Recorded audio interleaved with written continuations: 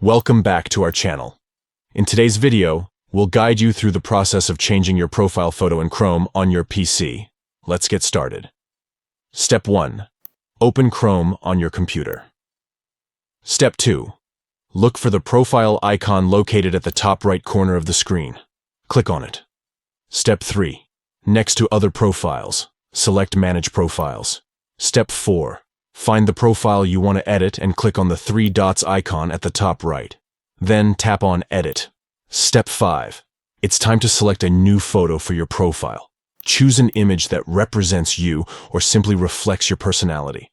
Remember, any changes you make will be automatically saved, so there's no need to worry about saving manually. And there you have it. You've successfully changed your profile photo in Chrome on your PC. We hope you found this tutorial helpful. If you have any questions or need further assistance, feel free to leave a comment below. Don't forget to subscribe to our channel for more useful tutorials. Thanks for watching, and we'll see you in the next video.